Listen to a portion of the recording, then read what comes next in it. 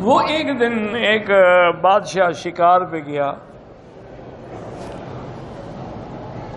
اور سمندر کے کنارے یا دریا کے کنارے انہوں نے اپنا کیمپ لگایا. بادشاہ نے دیکھا کہ ایک کیڑا ہے وہ جو گندگی اس کے اوپر ہوتی ہے اور وہ چل رہا ہوتا ہے.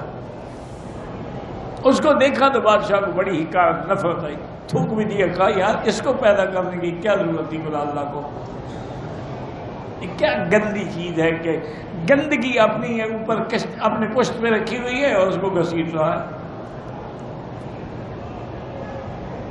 وزیر کوئی علم والا تھا, اس نے کہا بادشاہ سلامت استغفار کرو, اللہ کی ہر چیز میں حکمت ہے اور جو بھی پیدا کرتے ہیں وہ حکمت ہے. خدا کی شان یہ ہے کہ کچھ عرصے کے بعد بادشاہ کو پاؤں میں ایک زخم لگا. تمام اطباء نے علاج کیا, شاہی طبیب عاجز آ گیا اور زخم ٹھیک ہونے میں نہ آیا. ایک طبیب آیا کسی دوسرے ملک سے, اس نے کہا کہ حضرت اس کا علاج ہے اور آپ کو اچھا تو نہیں لگے گا لیکن اس کے بغیر علاج نہیں ہے. آپ وہ ڈھونڈیں وہ جو کیڑے دریاؤں کے کنارے پہ چلتے ہیں گندگی اٹھا کر, وہ مل جائے نا 2-4 تو آپ کی مرہم بن سکتی ہے. اب بادشاہ نے حکم دیا کہ تلاش کرو. وہ آ گئے, اس نے مرہم بنائی, 2 دن میں دخل ختم ہو گیا.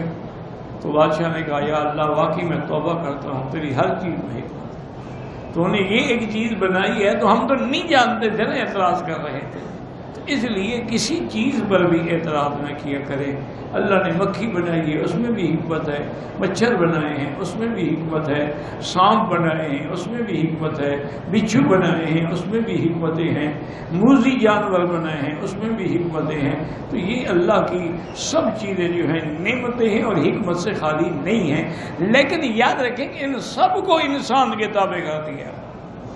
اللہ کی شان دیکھیں کہ انسان کو اتنا بڑا مرتبہ دیا کہ دریا ہیں, بحر ہیں, کشتیاں ہیں, ہوائیں ہیں, سب انسان کے تابع. ویڈیو کے نیچے سبسکرائب کے بٹن پہ کلک کریں, بیل کے آئیکن پہ کلک کیجئے تاکہ ہر نئی ویڈیو کی نوٹیفیکیشن آپ کو مل جائے.